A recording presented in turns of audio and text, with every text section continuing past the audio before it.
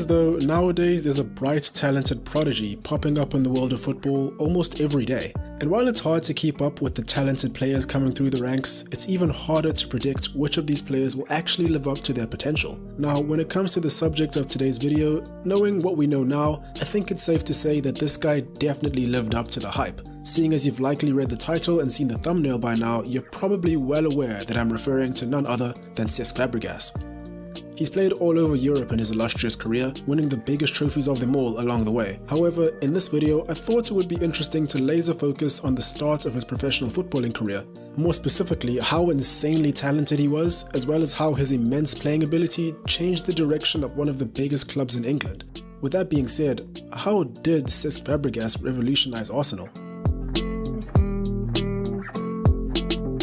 Yo, what's going on guys? I hope you're all doing well. Today, we'll be taking a close look at the early career of the great Cesc Fabregas. More specifically, we'll be taking a deep dive into the early moments of his career that gained him global recognition and made him one of the most influential players in the history of Arsenal Football Club. Be sure to stick around to the end to get the full story. Also, if you like the content, please feel free to like the video and perhaps even subscribe. It really helps the channel out, but if you don't, then don't worry about it, no pressure of course. Anyway, let's get right into it. Born and bred in Barcelona, Fabregas began his footballing journey at his local club Mataró when he was just 7 years old. From very early on in his development, it was well known that he was undoubtedly the best player in his age group by some distance. His team would regularly play Barcelona in friendlies, but his coach at the time would actually choose not to play him in fear that Barcelona scouts might spot him and persuade him to join the Catalan club. Sadly, these efforts were eventually proven to be in vain, as he could not keep up with the ruse for so long. After not too long, Fabregas had been identified by Barcelona scouts as an incredibly special talent.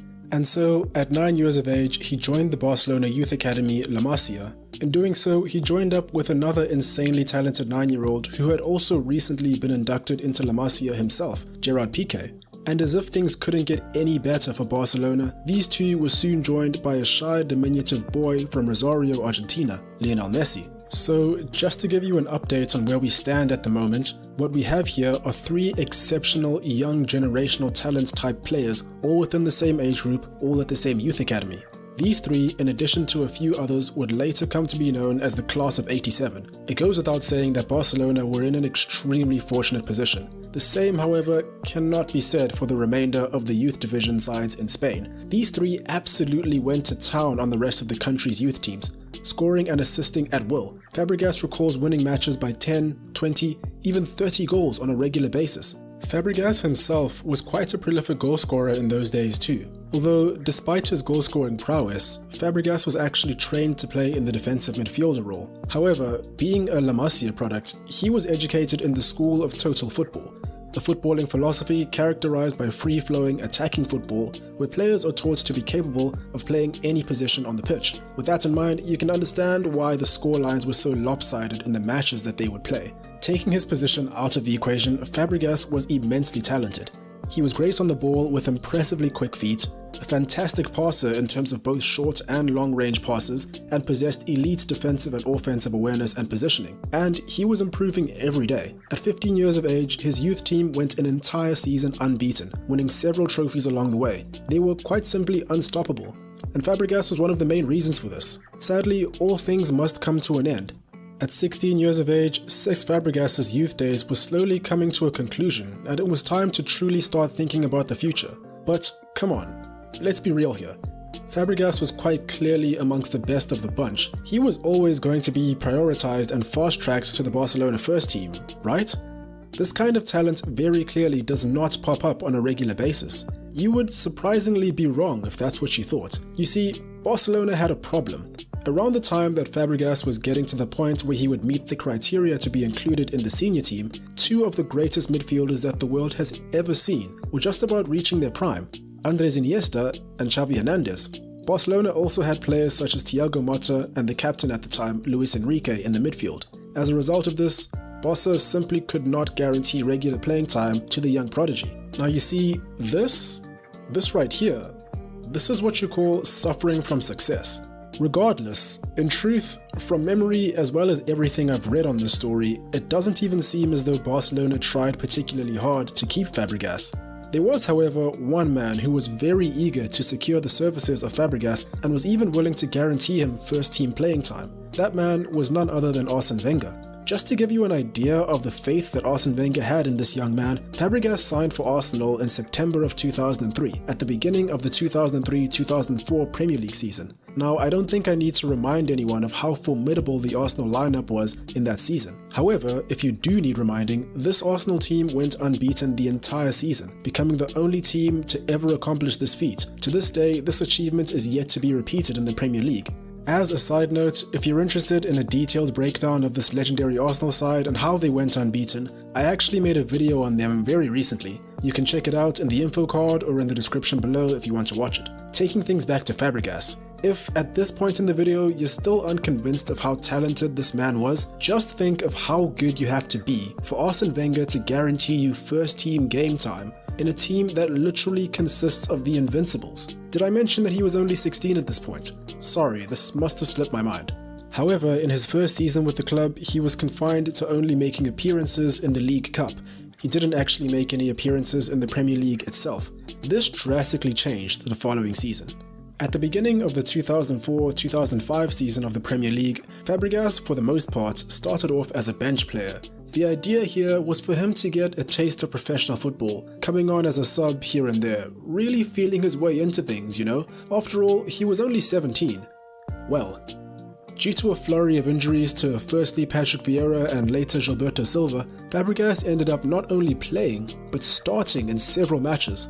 All in all, he made 33 appearances for the senior team this season. Taking into consideration that a regular season has 38 games, this amount of games is substantial to say the least. Despite his age, he was proving to be an extremely effective midfielder. He didn't quite have the physical or defensive prowess that the majority of Arsenal's midfielders had over the past couple of decades, but he was still highly mobile, had a decent tackle, and definitely found ways to use his strengths to his advantage. It's important to take note of this, as it becomes highly relevant over the next season or two. He retained just about all of his defining characteristics from his time in La Masia and continued to build on them, although he did lose his goal-scoring touch. However, this is to be expected as he moved into more senior teams in a very physical league. Although this isn't particularly a testament to his playing abilities or how he revolutionized Arsenal, I'd be remiss if I neglected to mention my personal favourite moment of his time during his first season in the Premier League, the infamous Pizzagate event, otherwise known as the Battle of the Buffet. Let me set the scene for you. Arsenal had just gone 49 games unbeaten in the Premier League and were very much in form at the start of the 2004-2005 season. They were looking to make it 50 games unbeaten against Manchester United at Old Trafford on the 24th of October 2004. The game didn't go quite as planned. United finished the game victorious after beating Arsenal 2-0, ending their unbeaten streak. The main reason that this result was so controversial is that Wayne Rooney seemingly dived to win the penalty that made the game 1-0. There was also some previous history between Van Nistelrooy, who scored the penalty, and members of the Arsenal defence, although we can get into that another time. So yes, it's all a bit dicey. But Fabregas was an unused substitute in this match, so why is he even being mentioned? Well, at the end of the match, a fight is said to have broken out in the Old Trafford tunnel between both sets of players and managers. As the story goes, in the heat of the fight, someone ended up throwing pizza at Sir Alex Ferguson. That's right, pizza. This prompted Ferguson to change from his usual suit into the United tracksuit before doing his post-match interviews. There was unfortunately no video footage of this event, which really is a shame. While the culprit remained unknown for over a decade, many have suspected that it was a 17-year-old Fabregas who threw the pizza.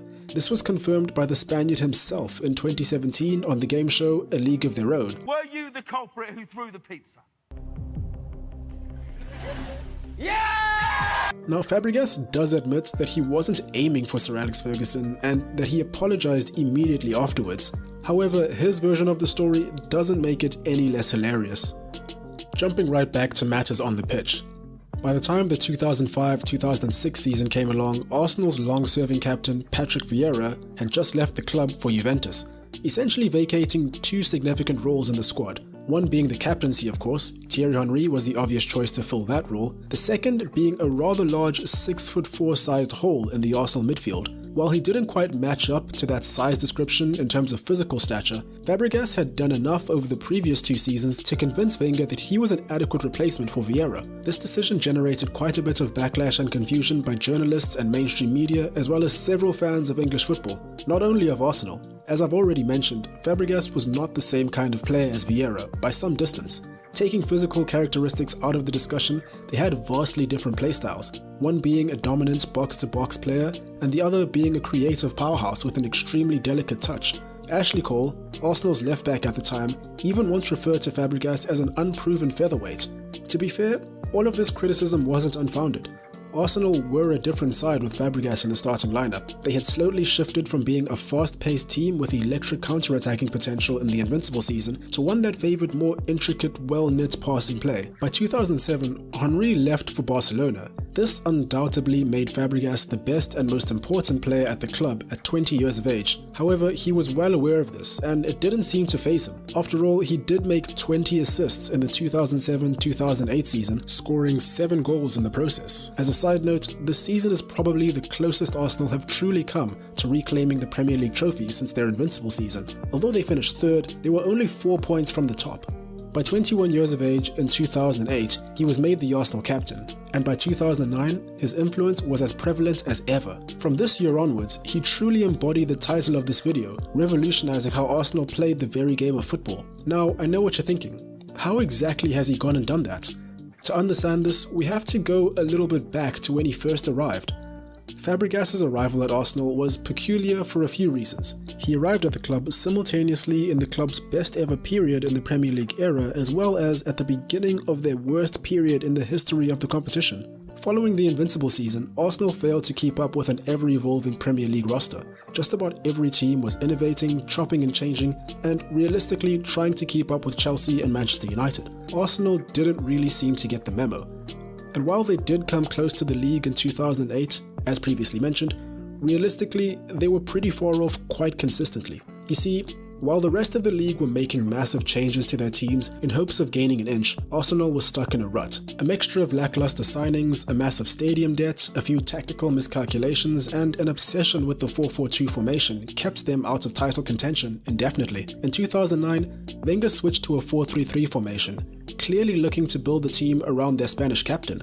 This change pushed Fabregas further up the pitch and gave him much more liberty to operate freely in a more attacking role. This paid dividends as he went on to score 15 goals and provide 15 assists this season.